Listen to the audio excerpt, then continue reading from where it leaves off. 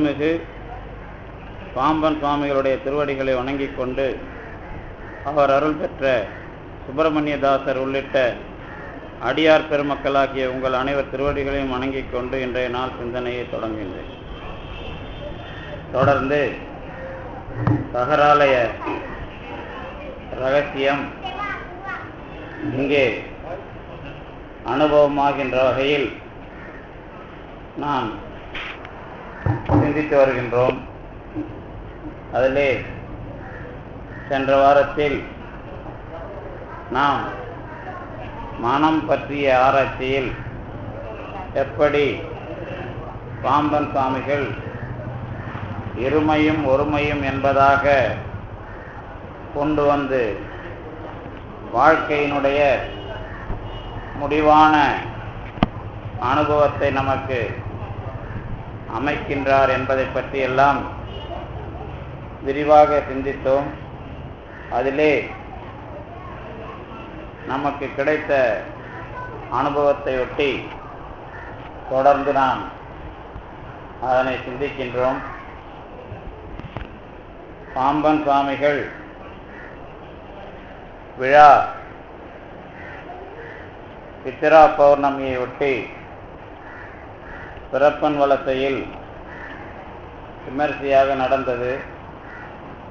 நம்முடைய அடியார்களும் அதிலே பங்கு பெற்றார்கள். அதனை ஒட்டி பிறப்பன் வலசையில் பாம்பன் சுவாமிகள் தவம் எப்படிப்பட்டது என்பதை அங்கே நம்மால் நேரடியாக உணர முடிந்தது. அதை ஒட்டி திருவண்ணாமலையை இணைத்து பாம்பன் சுவாமிகள் யார் என்பதை பற்றி நான் விரிவாக அங்கே அனுபவிக்க முடிந்தது. அதில் ஒரு சில செய்திகளை நீங்களும் அனுபவிக்கிற வகையில் தெரிந்து கொள்ள நினைக்கின்றேன். அதிலே ஒன்று, பாம்பன் சுவாமிகள் ஒரு சனிக்கிழமை தொடங்கி பங்குனி மாதத்தில் தவம் இருக்க அந்த குழியில் அமர்ந்தார் என்பதை பற்றி உங்களுக்கு தெரியும். ஆனால் அதற்கான காரணத்தை விரிவாக ஆராயும் பொழுது எப்படி இறைவன் மேல் அவருடைய அனுபவம் தெளிவாக இருந்தது என்பதை அந்த தவத்தின் வரலாறு உங்களுக்கு காட்டும். அதிலே ஒரு குறிப்பு, பாம்பன் சுவாமிகள் தவம் இருப்பதற்கு முன்பாகவே பாடிய பாடல்களை நீங்கள் திரு அலங்கல் விரட்டிலே பார்க்கிறீர்கள்.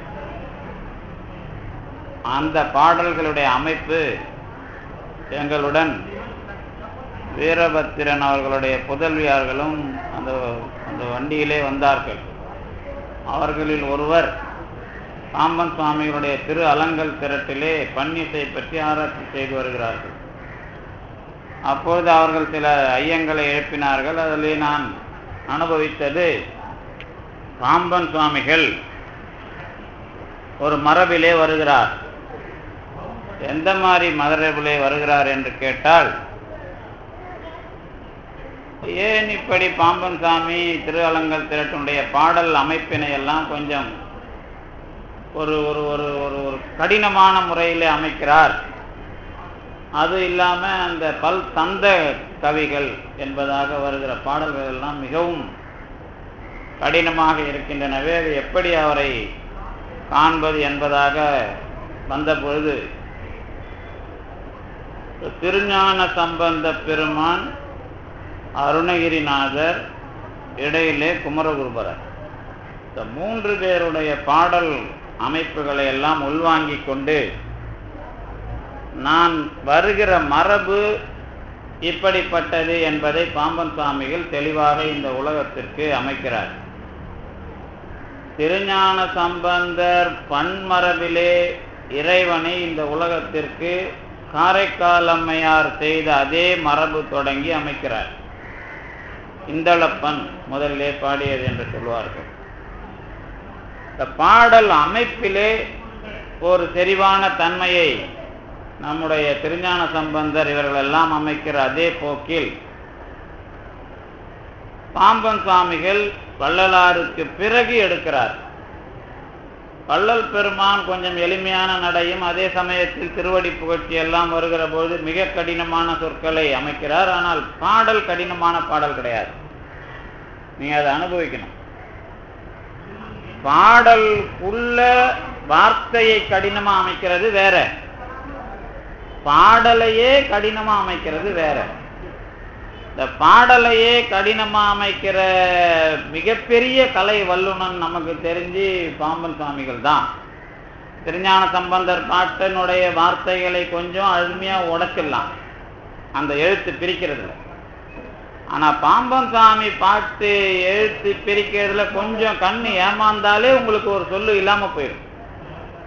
பல பாடல்கள்ல ஒரு சொல் நீங்க பிரிச்சிட்டீங்கன்னு நினைச்சீங்கன்னா அதுக்குள்ள இன்னொரு சொல்லு பதிஞ்சிருக்கும். அந்த மாதிரி சொற்களை இணைக்கிற ஒரு பெரிய ஆற்றல் பாம்பன் சுவாமிக்கு இருக்கு. இதே ஆற்றலை நீங்க மற்ற அருளாளர்கள் கிட்ட பார்க்க முடியாது. இதுல பாம்பன் சுவாமி இந்த பாட்டையெல்லாம் நான் தானே அப்படி உக்காந்துக்கிட்டு பாட்டை எழுதி எழுதி அடிச்சு அடிச்சு அதை திருத்தி அதை சேர்த்து அமைச்சாரா? நான் அடிக்கடி சொல்லுவேன், பாம்பன் சாமி பாட்டு நமக்கு ஒரு 100 வருஷ கால இடைவெளியிலேயே அவர் கையெழுத்துப்படி கிடைக்கல. அதை பத்தி நாம முயற்சியே எடுக்காம போயிட்டோம். பாம்பன் சாமி இடம்லாம் அழகா பண்ணாரு, எல்லாம் பண்ணாரு. கையெழுத்துப்படி நமக்கு எதுவும் எந்த அருளாளர் நம்ம அடியார்கள் பார்த்து சொன்ன மாதிரி தெரியல. அது ஒரு மிகப்பெரிய இழப்பு. ஏன் அப்படின்னு கேட்டீங்கன்னா, சமூகத்தில் சில சொற்கள் சில விஷயங்கள் இதெல்லாம் சில சிக்கல்களை வரும்போது அதை நம்ம தெளிவுபடுத்தணும். சரி, அது கிடைக்கலனாலும் நமக்கு முதல் பதிப்புகள்லாம் கிடைக்கும். அதை வச்சு நாம சரி பண்றதுக்கு வாய்ப்பு இருக்கு. என்ன சிக்கல் அப்படின்னு கேட்டீங்கன்னா, பாம்பன் சாமி பாட்டை எடுத்துக்கிறீங்கன்னு வச்சுங்களேன், அடிமலரையே உளம்பணினுவன் ஐயா வனங்கரையே எனுளாள் ஆடி அருளே அப்படின்னு எழுதியிருப்பார். இந்த வனம் கரைய இந்த மாதிரி சொல்லெல்லாம் நீங்க கொஞ்சம் இந்த பிரிக்கிற இடத்தெல்லாம் ரொம்ப சிரமப்படுவாங்க. இதெல்லாம் திருவண்ணாமலை பாட்டை பற்றி பாடின ஒரு பாட்டு. இது ஏன் இந்த செய்தியை நான் சொல்றேன் அப்படின்னு கேட்டீங்கன்னா, இந்த பசங்கள்லாம் ஒரு விளையாட்டு விளையாடுவாங்க. ஒரு சினிமா படத்தையோ ஏதோ ஒரு சொல்லையோ ஆரம்பிச்சு யார் மேல முடிக்கணும் அப்படின்னு தள்ளி விட்டுருவாங்க. ஒரு எழுத்துல ஆரம்பிக்கும் போது வேற படம் பேர் நினைச்சுக்குவாங்க. 2-3 பேர் தாண்டின உடனே யாரை போட்டு கொடுக்கணுமோ அவங்கள படத்தை அந்த பையன் மாத்திடுவான், படமோ அல்லது பேரோ. இதே மாதிரி தத்துவத்துறையில ஒரு ஆராய்ச்சியர் ஸ்போட்டவாதம் ஒரு வாதம், ஸ்போட்டவாதம். அவங்க என்ன பண்ணுவாங்க அப்படின்னு கேட்டீங்கன்னா, இது சரவணனை குறிக்குமா குறிக்காதா அப்படின்னு கேட்டா குறிக்காது. ஏன்னா ஆரம்பிச்சு வா ஆரம்பிச்சு தீ வந்தாதான் சரஸ்வதியை குறிக்கும், சரவணனை குறிக்காது. சரவண நான் வரைக்கும் சரவணங்கிறது இருக்கும், இன்னும் வந்தாதான் சரவணன். அந்த இன்னும் இல்லாம போட்டீங்கன்னா சரவண பவ கூட வந்துடும். ஸ்போட்டவாதத்துல ஒரு எழுத்துக்கு பக்கத்துல இந்த எழுத்து தான் வரணும் அப்படிங்கிறது அது ஏற்கனவே முடிவு செய்யப்பட்ட ஒன்று, அல்லது அதுல இருக்கிற காரண காரிய ஆராய்ச்சி அப்படிங்கிறது ஒரு ஆராய்ச்சி. அத வள்ளலார் கொஞ்சம் விரிவா எடுத்துக்கிட்டு, ஒரு எழுத்துக்கும் இன்னொரு எழுத்துக்கும் நடுவுல இருட்டு இருக்கு, அந்த இருட்டை நீக்கி அந்த இருட்டு வராம எழுதுறவன் தான் அருள் கவிஞன். அப்ப ஒரு சொல் பாம்பன் சாமி அமைக்கிறார்ன்ற மாதிரி தெரியும், அதுக்குள்ள 3 சொல் இருக்கும். உங்க இஷ்டத்துக்கு வேற சொல் வராது அதுல, அல்லது அதுக்குள்ள ஒரு இன்னொரு பிளாக் வராது. அது கொஞ்சம் நின்னுது அப்படின்னா அதுல ஒரு தடை வருதுன்னு அர்த்தம். அந்த கலையில மிக பெரிய அளவுல பாடல்களை நமக்கு அருணகிரிநாதருக்கு பிறகு, அருணகிரிநாதர் கூட எல்லா இடத்துலையும் அதை கையாள மாட்டார். ஆனா பாம்பன் சாமிகள் குறைஞ்சபட்சம் பெரும்பான்மையும் என்ன பண்ணியிருக்கிறாரு, இந்த மாதிரி ஒரு அமைப்புல பாடல்களை அது கடினம் இல்லை, சொல் செட்டுன்னு பேர். அது செறிவா பாடுற சொல் செட்டு இருக்குல்ல, சொற்செட்டு. இந்த சொல்லுக்கு உறுதி அப்பர் அப்படின்னு சொல்லுவாங்க. வாக்கிற்கு அருணகிரி வந்துருவார். முதல்லலாம் வாக்கிற்கு அருணகிரி, திருநாவுக்கரசர், வாகீசர். ஆனா பின்னாடி அருணகிரிநாதர் அந்த பேரை வாங்கிறார். ஏன் இந்த வாங்குறாங்க அப்படின்னா, இப்ப நீங்க பாட்டு எழுதுனீங்கன்னா வாக்கிற்கு பாம்பன் சாமின்னு சொல்லி, அதுக்கப்புறம் அருணகிரிநாதரை சொல்லுக்கு வேற புகழுக்குன்னு சொல்லி, அல்லது வாக்கோட அந்த மாதிரி சொல்ல வேண்டிய நிலைமை இருக்கும். ஏன்னா இப்ப நீங்க இங்க இருந்து நம்ம பார்வையில இருந்து நாம அதை பார்க்க வேண்டிய கட்டம் ஒன்று இருக்குது. அந்த முறைக்கு நாம எல்லாரும் போறதில்லை. ஏன்னா நம்மளெல்லாம் பெரும்பாலான ஆளுங்களுக்கு அந்த மாதிரி ஒரு பார்வையை நம்ம யாரும் கொடுக்கறதில்லை. நான் நேற்று கூட அதான் சொன்னேன். ஏதோ சொன்னாங்க போனாங்க, எல்லாரையும் பாடணும், யார் மேல நம்பிக்கை வச்சுக்கிறோம் மரியாதை வச்சுக்கிறோன்னு யாருக்குமே தெரியல. இன்னார் மேல இந்த மாதிரி தெளிவா மரியாதை வச்சிருக்கிறேன்னு நீங்க சொல்ற அளவுக்கு வளர்ந்தாதான் நீங்க எதுல வருவீங்க, கருத்து தெளிவுல வருவீங்க. இல்லாட்டா அதுக்கு வாய்ப்பே கிடையாது. அப்படி இல்லைன்னா எனக்கு பாம்பன் சாமி மேலே மரியாதை உண்டு, திருஞான சம்பந்தர் மேலே மரியாதை உண்டு, வள்ளலார் மேலே மரியாதை உண்டுன்னு எல்லாம் சொல்லுவாங்க. ஆனா வள்ளலார் மேல ஏன் மரியாதை உண்டுன்னா, அவர் தனிப்பெருங்கருணை பேசினாரு, தயவு ஜீவகாருண்யம் பேசினாரு, அதனால மரியாதை. பாம்பன் சாமி மேல எதுக்கு மரியாதைன்னா, சண்முகவசம் பாடினாரு, நான் அதை பாடி என் பிரச்சனையை தீர்த்துக்கிறேன், அதனால மரியாதை. திருஞான சம்பந்தர் பாட்டியை 1-2 பாடி நான் என் பிரச்சனையை தீர்த்துக்கிறேன், அதனால மரியாதைன்னு தான் சொல்லிட்டு இருப்பேன். தவிர இவர் என்ன சொன்னாரு, அவர் என்ன சொன்னாரு, இவங்களுக்குள்ளேயே நான் தெளிவா என்னோட பார்வை என்ன அப்படின்னு சொல்ற அளவுக்கு நமக்கு அனுபவம் போதாக்குறையா தான் இன்னும் இருக்குது. அதுக்கு காரணம் நம்ம தமிழ்நாட்டில் மோசமான அறிஞர்கள்ங்கிற பேர்ல இருக்கிற சொற்பொழிவாளர்கள் தான் இதுக்கெல்லாம் காரணம். முக்கால்வாசி வேற ஒன்றும் அதுக்கு காரணம் இல்லை. அதை நம்ம தெளிவாக ஒத்துக்கணும். அதுக்கப்புறம் என்ன அப்படின்னு கேட்டிங்கன்னா, இந்த முறை பாம்பன் சாமிகளுடைய தனித்தன்மைன்னு சொன்னல, இந்த பாம்பன் சாமிகள் வரலாற்றுக்குள்ள அவருடைய வரலாறு எழுதுறார். எங்க எழுதுறாரு, குமாரசாமியம், ஸ்ரீமத் குமாரசாமியத்தில் எழுதுறார். அது போக பல இடங்கள்ல சக்கரவேல் செம்மாப்பு, அதுக்கப்புறம் பழனி திருப்பதிகம், இந்த மாதிரி பல இடங்கள்ல அவருடைய அனுபவத்தை சொல்றார். அவர் எந்தெந்த இடத்துல எந்த மாதிரி அவருடைய அனுபவத்தை சொல்றன்றது பரிபூர்ணானந்த போதம் தகராலய ரகசியம் நூலுக்கு உரை எழுதும்போது அங்கங்க ஆசிரியர் இந்த இடத்தில் இதை நான் குறிப்பிடுகிறேன், இதை என்னுடைய அனுபவத்தை நான் இங்க சொல்லியிருக்கிறேன் அப்படிங்கிற மாதிரியும் அதை தொட்டு காமிச்சிடுறார். அதனால பாம்பன் சாமி வரலாற்றை தொகுக்கிறதுக்கு நம்ம பார்வையில இன்னும் கொஞ்சம் கூடுதலா நாம அதை அனுபவிக்கணும். அதுல ஒரு சின்ன சிக்கல் ஏற்கனவே உங்களுக்கு தீர்த்திருக்கிறேன். ஒரு சிக்கல் தீர்த்திருக்கிறேன். என்ன சிக்கல்னா, திருஞான சம்பந்தர் தலைமையை பாம்பன் சுவாமிகள் வள்ளலாரை போன்று ஏற்றுக்கொள்ளுகிறார். திருஞான சம்பந்தரை அவருடைய அனுபவத்தில் தான் தகராலய ரகசியத்தை பேசுகிறார் அப்படின்னு சொன்னேன். அதுக்கு என்ன பாம்பன் சாமிகள் பண்றாரு அப்படின்னா, தகராலய ரகசியத்தினுடைய உரையில தொடக்கத்திலேயே அருநெறிய மறைவல்ல முனியகன் பேகையாளர் மேய அப்படிங்கிற பாட்டை எடுத்துக்காட்டி தான் தொடங்குறாரு. அதே மாதிரி தன்னுடைய பிறப்பன் வழக்கை தவத்துக்கு முருகனுடைய காட்சி வந்த பிறகு, அனுபவத்துக்கு பிறகு உலகத்துல நான் இதை சொல்லணும் அப்படின்னா எனக்கு திருஞான சம்பந்தர் தான் வரணும் அப்படிங்கிறதையும் அவர் சொல்றாரு. திருஞான சம்பந்தர் அந்த கயிறு சாட்சி பார்த்ததுல வந்ததுனால அந்த பணியை மேற்கொள்ளுகிறார். இது பாம்பன் சாமிகளுடைய வாழ்க்கையிலேயே தெளிவாக நடந்த விஷயம். அதுக்கு அடுத்தது என்ன முக்கியமானது அதுலன்னு கேட்டீங்கன்னா, இந்த அவர் வீட்டு மாடியில அமரர் கோ முதல் அமிர்தமதி வரைக்கும் பாடிக்கிட்டு இருக்கிறாரு. அப்ப முருகன் அதை கேட்கிறான். அதுக்கப்புறம் விஷயம் என்ன அப்படின்னா, ஒருத்தர் பழனிக்கு போகலையான்னு கேட்கறது, அப்புறம் பழனிக்கு வர சொல்லியிருக்கிறாருன்னு சொல்றது, இந்த மாதிரி அதை போய் சொன்னாரு நாம சொல்றது, இந்த மாதிரி ஒரு வரலாற்று நிகழ்ச்சியை நீங்க படிக்கலாம். ஆனால் அதுக்குள்ள என்ன நடந்திருக்குது அப்படின்னு கேட்டீங்கன்னா, பொதுவா பழனி முருகன் மற்ற முருகனை விட பழனி முருகன் அப்படின்னு சொன்னா நமக்கு என்ன ஞாபகம் வரும்? பழனி முருகனை உங்களுக்கு நினைக்கிறீங்க அப்படின்னா எப்படி நினைப்பீங்க? பழனி முருகனை மலையை நினைச்சா நினைப்பீங்க? பழனி முருகன் அப்படின்னு நினைப்பு வந்தா என்ன ஞாபகம் வரும்?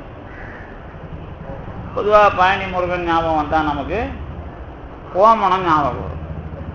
எனக்கு தெரிஞ்ச ஒருத்தங்க பழனி முருகனை பார்த்தீங்கன்னா அதான் ஞாபகம் வரணும், தண்டு கையில் ஞாபகம் வரணும். அதுக்கப்புறம் பழனிக்கு போனால் மொட்டை போகிறதுங்கிற விஷயம் வரும். பழனி முருகனுக்கு மொட்டை இருக்குது இல்லையாங்கிறது பிரச்சனை இல்லை. பழனிங்கிறதோடு சேர்ந்து அவனை கோவண ஆண்டியாக பார்ப்போம். ஆண்டின்னு சொன்னாலே நமக்கு மொட்டை கான்செப்ட் தான். இதுதான் பழனி முருகன் நீங்கள் பார்க்குற விஷயம்.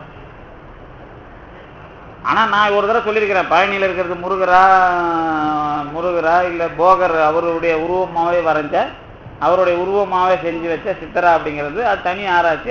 அதில் எனக்கு அதில் ஒரு ஈர்ப்பு உண்டு. ஏன்னா அந்த உருவம் யாரும் முருகனுக்கு இது வரைக்கும் அமைக்கலை, வேற எங்கேயும் கிடையாது. அந்த உருவத்தை அவர் தான், நமக்கு போகர் தான் செஞ்சு கொடுக்குறார். அதில் என்ன பிரச்சனை அப்படின்னு கேட்டிங்கன்னா, இந்த பழனி விஷயமா வந்த பிறகு பாம்பன் சாமிகளுக்கு ஒரு வைராக்கியம் வருது. என்ன வருது அப்படின்னு கேட்டிங்கன்னா, நம்ம முருகனை தேடி போகிறது பாடுறது இதெல்லாம் விட்டுட்டு முருகனை அனுபவிக்கிறது தானே பிரச்சனை அப்படின்னு சொல்லிட்டு தான் ஒரு வைராக்கியத்தோடு அந்த குழிக்கு போயிடுறாரு. உட்கார்ந்த பிறகு எந்த முருகன் பிரச்சனையா வருதோ அந்த முருகன் தான் வரான். இதுதான் அதில் நான் போறதுன்னு இல்லை, நீ என்னை தேடி வர்றது அப்படிங்கிற மாதிரி அந்த வரலாற்றை மாற்றி காட்டுறார் பாம்பன் சாமிகள். அதான் அந்த வரலாற்றோட மிக முக்கியமான மையம். என்ன மையம்? பாம்பன் சுவாமிகளை தேடி பழனி முருகன் வந்து விடுகிறான். இதுதான் விஷயம்.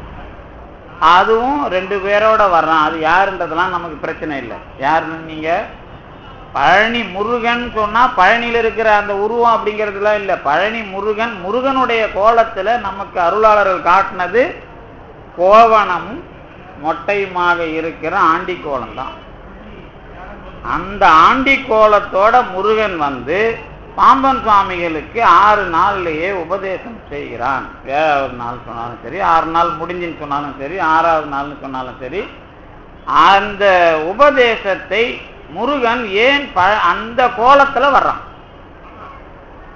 பாம்பன் சாமியும் உட்காரும் போது கோவணத்தோட தான் போய் உட்கார்ந்தார். அது எப்படி நமக்கு தெரியுதுன்னு கேட்டீங்கன்னா, அவர் எழுந்து வரும்போது கோவணத்தோட தான் எழுந்து வர்றார்.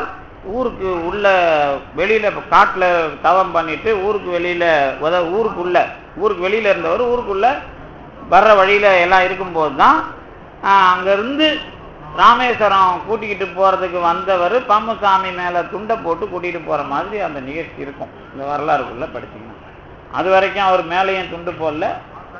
இதை நீங்க எப்படி அனுபவிக்கலாம் அப்படின்னு கேட்டீங்கன்னா, இன்னொரு ஆள் அது மாதிரி இருக்கிறார். நமக்கு தெரிஞ்சு யாரு? இந்த அருளாளர்களுக்குள்ள நமக்கு மற்றவங்கெல்லாம் இப்ப பின்னாடி வந்தவங்க தான், டூப்ளிகேட்டா வர்றவங்கலாம் விட்டுருங்க. அதுக்கு முன்னாடி ஒருத்தர் பாம்பன் சாமி அவங்க வீட்டில் சொல்றது, பாம்பன் சாமி காலத்துல இருந்து வச்சிருந்த ஒரு புகைப்படம், அதாவது வரைஞ்ச படம், அருணகிரிநாதரோட படம். அவங்க வீட்டுக்கு போனீங்கன்னா நீங்க பார்க்கலாம். பாம்பன் சாமி உள்ள இருந்துக்கிட்டு உட்காந்து தியானம் பண்றது, அதுக்குள்ள ஒரு ஓட்டம் போட்டு வெளியில வர்றவங்கலாம் பார்க்குற மாதிரி இருக்கும். அந்த அறைக்குள்ள அவர் வச்சிருந்த படமா அவங்க வச்சிருக்கிறாங்க. அது அருணகிரிநாதருடைய படம்.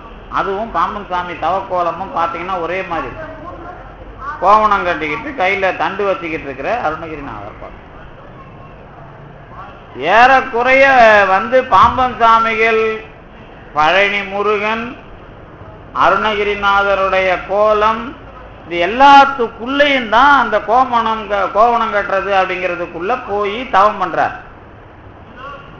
அதே கோவண உடை தரித்து கொண்டுதான் இறைவன் வந்தாருங்கிறதையும் எழுதுறார் அவருடைய வரலாறுலயே. அவரு பாம்பன் சாமி உங்களுக்கு தெரியும், தகராலை ரகசியத்துல நம்ம உரையில அதை நம்ம படிச்சிருக்கிறோம் ஏற்கனவே. நீங்க பல முறை நான் இங்க படிச்சிருக்கிறேன். என்ன, பாம்பன் சாமிகள் தவம் இருந்த காலத்துல கோவண உடையோடு வந்தான் அப்படிங்கிறதுலாம் உங்களுக்கு தெரியும். என்ன, அது நான் ஒரு தடவை படிக்கிறேன் பாருங்க. 35 நாள்காரும் தனி நிட்டை சாதித்த ஞான்று கௌபீனதாரியாய் வெளிப்பட்ட இறைவன் எமக்கு ஒரு மொழியின் உணர்ச்சி அருளி மறைந்தனன் அப்படிங்கிறது பாம்பன் சுவாமிகள் அவரே எழுதின தகராலய ரகசிய உரைப்பாயிரத்தில் இருக்கிற குறிப்பு. அதுல வந்ததுதான் கௌபீனதாரி அப்படின்னா கோவணம் கட்டிய இறைவன் அப்படின்னா நீங்க என்ன அர்த்தம்? இப்போ அதுக்கப்புறம் இன்னொரு நிகழ்ச்சி நடக்குது. பஞ்சாமிர்த வண்ணம் பாம்பன் சாமியுடைய பாடல் பாடுறாங்க. அப்ப திருச்செந்தூர் முருகன் வந்து கேட்கிறான், அதான பரிவாளர்கள் அங்கு ஓதொரு பஞ்சாமிர்த வண்ணம். அந்த நிகழ்ச்சியில வர்றவன் யாரு? திருச்செந்தூர் முருகன். இந்த பக்கம் பழனி முருகன் தவத்துல வந்துட்டான், அந்த பக்கம் திருச்செந்தூர் முருகன் வந்தாச்சு. திருச்செந்தூர் முருகன் ஏன் வரான்? நீ ரெண்டு முருகன் பாம்பன் சாமி வரலாறுல ஏன் வர்றாங்க அப்படின்னா, திருச்செந்தூர் முருகன் யாரு? குமரகுருபரருக்கு வாய் பேச வைத்தவன். குமரகுருபரர் மடத்துல தான் பாம்பன் சாமிக்கு காவி ஆடை கிடைக்கும். காசியில இருந்து காவி ஆடை கட்டி கொண்டு வந்த பாம்பன் சாமிகள் திருச்செந்தூர் முருகனுடைய விஷயமான ஒரு ஆள் அப்படிங்கிறது அதுக்கு அடையாளம். அதுக்கு முன்னாடி பழனி முருகன் ஏன் வரான்னா, நான் உன்னை நீ வரல பொய் சொன்னலாம் சொல்லலப்பா, அப்படிலாம் ஒன்றும் இல்லை, நான் உங்ககிட்ட சரண்டர் ஆயிட்டேன் அப்படின்னு அவன் சரண்டர் ஆனதுதான் பிறப்பன் வளர். என்ன விஷயம் புரிஞ்சுது இதுல? பழனி முருகன் பாம்பன் சாமி கிட்ட ஏன் சரண்டர் ஆகுறான் அப்படின்னு கேட்டீங்கன்னா, இது வரலாற்றுல நான் அங்க தோன்றிடுச்சு, இதை மறுபடியும் நிலைப்படுத்துறதுக்காக உங்களுக்கு அதை அழகா சொல்றேன். அங்க சொன்ன முறை வேற, இங்க உங்களுக்கு தெளிவா அதை அமைக்கிறேன். ஏன் வரான் அப்படின்னு கேட்டீங்கன்னா, பாம்பன் சுவாமி திரு அலங்கல் திரட்டுல தவத்துக்கு முன்னாடி பாடிய பாடலோட அமைப்பு, பெரிய அனுபவத்தை நான் திருஞான சம்பந்தர் தொடங்கி அருணகிரிநாதர் வரைக்குமான அனுபவத்துல அதுக்குள்ள குமரகுருபரன் வரார். இதுல நான் பாடுறேன் இந்த முறைதான். இதுக்கு நடுவுல வேற ஒருத்தவங்க வேற வேற முறையில புலவர்கள் அந்த காலத்துல வந்துட்டாங்க. யார் காலத்துல? பாம்பன் சாமி காலத்துல சிற்றிலக்கியம் பாடுற புலவர்கள்லாம் நிறைய வந்துட்டாங்க. ஆனா பாம்பன் சாமி என்ன பண்றாரு? திருஞான சம்பந்தர் மரபுல பாட்டு பாடுறார். ஏன் கடினமான பாட்டை இவர் காலத்துல பாடணும் அப்படின்னு கேட்டீங்கன்னா, நான் அங்க இருந்து உங்களுக்கு அந்த கருத்தை மறுபடியும் நிலைநிறுத்த போறேன் அப்படிங்கிற எண்ணம் அவருக்குள்ள இயற்கையா வந்துருச்சு.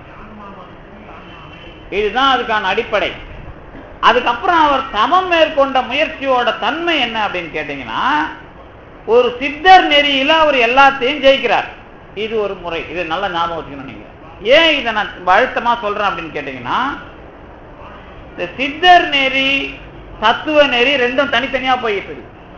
இந்த மாதிரி நான் இது வரைக்கும் உங்களுக்கு பாம்பன் சாமி வரலாற்றை பதிவு பண்ணல.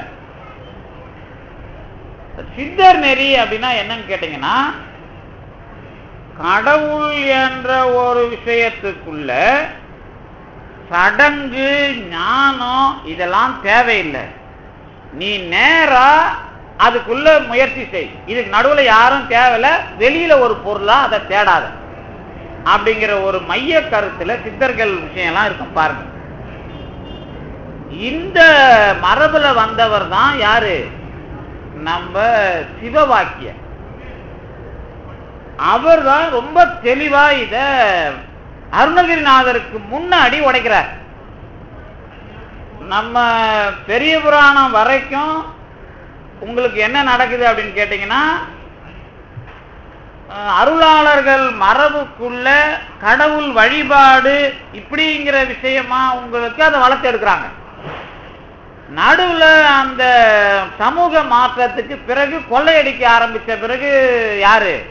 இந்த சடங்குக்கு உள்ள இருக்கிறவங்களும் கோயில நிர்வாகம் பண்ணவங்களும் கொள்ளையடிக்கிறாங்க, அல்லது ஜாதி விஷயமா மாறுது.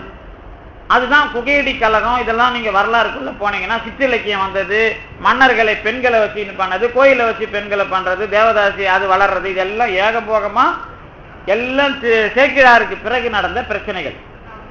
இந்த காலத்துல கடவுள் விஷயமே தடமாறி முஸ்லிம்ங்க வந்தாச்சு, சிற்றரசர்கள் மாதிரி ஜமீன் வந்தாச்சு.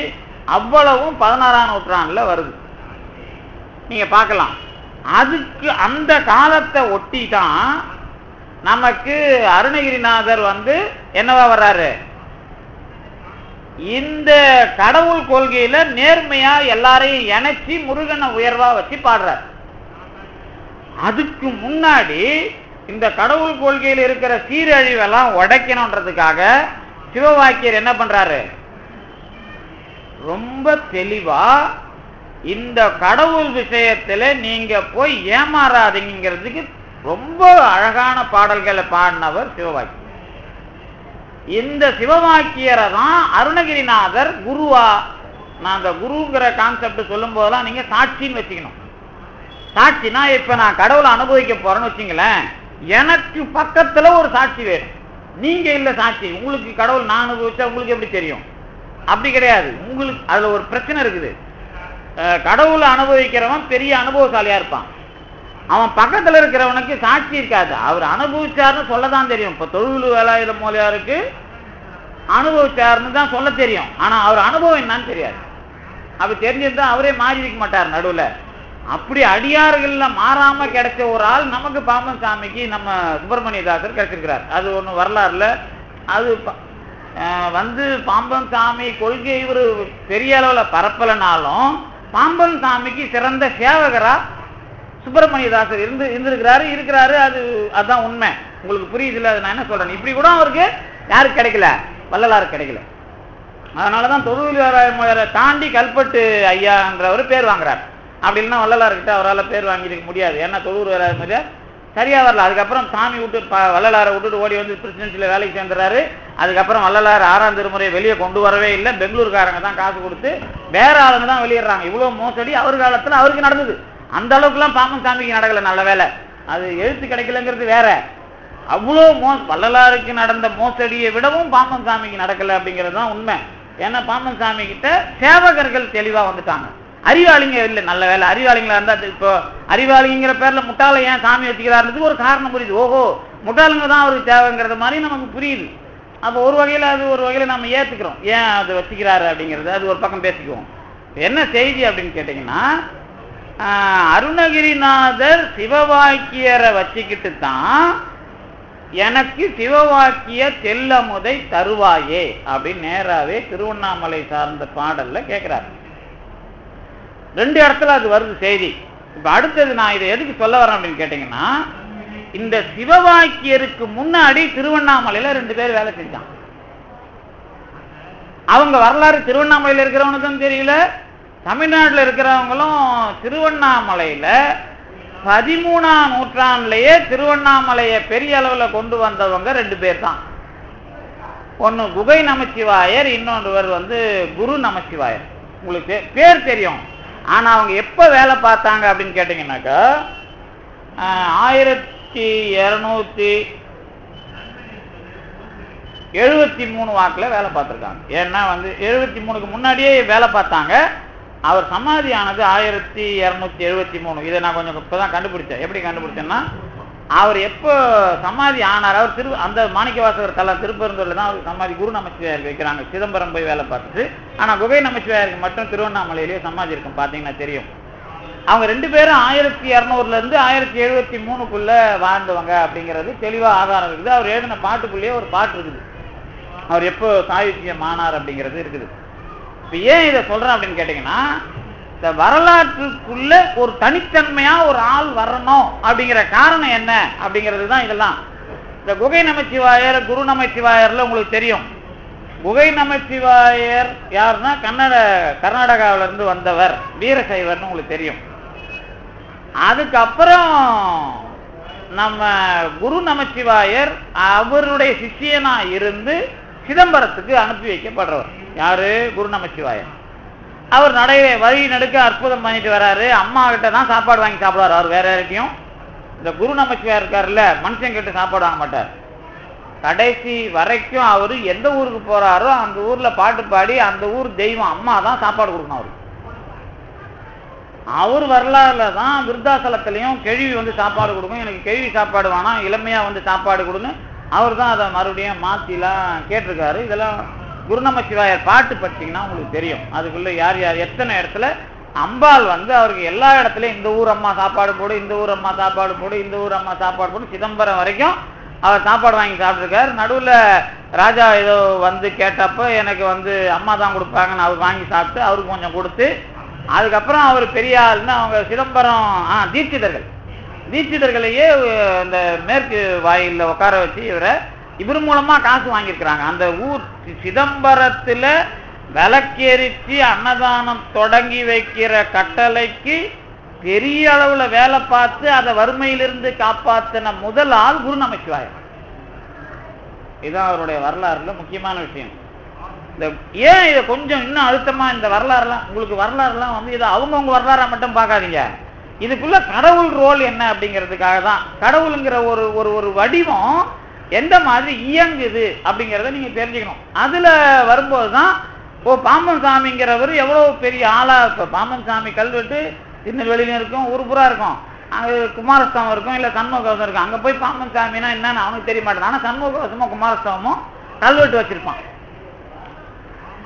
பரவாயில்ல, அந்த வகையில பாம்பன் சாமி பெரிய ஆள் ஆயிட்டாரு. ஏன்னு கேட்டீங்கன்னா தாய்மானவர் பாட்டை காணும், குமரகுருபுரர் பாட்டை காணும், பாம்பன் சாமி பாட்டு எல்லா கோயிலும் இருக்குது இல்ல. அப்ப கடவுள் ஏற்றுக்காமலாம் இது ஒன்றும் அவ்வளவு சீக்கிரம் நடக்கிற விஷயம் இல்லை இல்ல. அதுக்குள்ள என்ன ரகசியம் அப்படிங்கிறது தான் இப்ப நான் அந்த அந்த அந்த முறையை சொல்றேன். இப்ப அதுல வந்து இந்த குரு நமச்சிவாயர் தான் என்ன பண்றாரு, காசு வர்றதுக்கு எல்லா வேலையும் அங்க தொடக்க காலத்துல அவர் இந்த 13ஆம் நூற்றாண்டிலேயே சிதம்பரத்துக்கு தீட்சிதர்களால் ஏற்றுக்கொள்ளப்பட்டு தீட்சிதர்கள் அவரை வச்சு பணம் பண்ணி கோயிலை காப்பாத்துறாங்க அப்படிங்கிற ஒரு வரலாறு இருக்குது. இது 13ஆம் நூற்றாண்டு வரலாறு. 2 பேரும் வீரசைவர்கள். அதுக்கு பிறகு ஒரு வரலாறு நடக்குது. அதுக்கு பிறகு என்ன வரலாறு நடக்குது அப்படின்னு கேட்டீங்கன்னா, நம்ம உமாபதி சிவாச்சாரியார் மரபில் வந்து நமச்சிவாயர் திருவாவடுதுறை ஆதீனத்தில் அவர் ஒரு கோவை நமச்சிவாயர். அவருக்கு என்ன கோவை நமச்சிவாயர் பேர்னு கேட்டீங்கன்னா, திருவாவடுதுறை ஆதீனத்தில் அந்த நமச்சிவாயருக்கு ஆசிரியர் சிவபிரகாசர். அவர் ஒரு வட்டம் போட்டு நீ இங்கேயே இருந்து எல்லாருக்கும் வேலை செய்கின்றார். அந்த வட்டத்துக்கு குகையின் பேர். அந்த வட்டத்துல இருந்து தாண்டி வரமாட்டார் அவர். அந்த குகை நமச்சிவாயருக்கு சிஷியனா போனவர் ஒரு சிவபிரகாசர், கும்பகோணம் பக்கத்து ஆள். அந்த சித்தர் சிவபிரகாசர் தான் சிதம்பரத்துல இருந்து திருவாவடுதுறையில மட அதிபதியா நமச்சிவாயருக்கு பக்கத்துல இருந்து சிதம்பரம் பிரச்சனையை தீர்க்கிறதுக்கு வேலூர் போறார். வேலூர் போகும்போது வேலூர்ல இருக்கிற மன்னன் கன்னட வீரசைவ மரபை அவன் பின்பற்றலாம். இந்த வீரசைவ மரபை பின்பற்றுற அவன் அமைச்சரும் வீரசைவர். அந்த அமைச்சரை கருத்தை மாத்துறதுக்கு நம்ம சிவபிரகாசர் என்ன பண்றாருன்னா, அந்த ஊர் எல்லைக்குள்ள போகும்போது சிவலிங்கத்தை உடம்புல தூக்கிக்கிறார். கழுத்துல கட்டி தொங்க விடுவாங்க வீரசைவர்கள், நீங்க பாத்தீங்கன்னா தெரியும். அப்படி இல்லைன்னா தலையில வச்சுக்கணும். இதுதான் வீரசைவ மரபு. அதாவது என் உடம்ப விட்டு எந்த நேரத்திலையும் இறைவன் பிரிய மாட்டான் அப்படிங்கிறத வச்சுப்பாங்க. அவங்களுக்கு பேரு அங்கலிங்கி, அங்கலிங்க ஐக்கியம் அவங்களுக்கு பேரு. உடம்புலயே லிங்கம் இருக்கணும். அதை கையில பொட்டியில வச்சுக்கினா சைவன், பொட்டியில வச்சுக்கிட்டு தனியா பூஜை பண்ணிட்டு இருப்பான் சைவன். ஆனா உடம்புலயே தொங்க விட்டா அங்க லிங்கி, எப்பவும் உடம்புல இருந்து அதை கழட்டக்கூடாது அப்படிங்கிறது அதுக்கு மரபு. அவங்க கோயிலுக்கு போய் சாமி கும்பிடணும் அப்படிங்கிறது இல்ல. அவங்க என்ன பண்ணுவாங்கன்னா கையிலேயே அந்த லிங்கத்தை எடுத்து வச்சு பூஜை பண்ணி அதை உள்ள மாட்டிப்பாங்க. இதுதான் அவங்களுக்கு. அந்த கையிலேயே வச்சு கையிலேயே பூஜை, கட்ட விரல் இப்படி கையிலேயே வச்சு இதுலயே பூஜை பண்ணி மறுபடியும் அந்த குப்பியில வச்சு கழுத்துல மாட்டிக்குவாங்க. இது வீரசைவ மரபு. இந்த மரபுல திருவாவடுதுறை சைவரான சிவபிரகாசர் மாட்டிக்கிட்டு போறார்.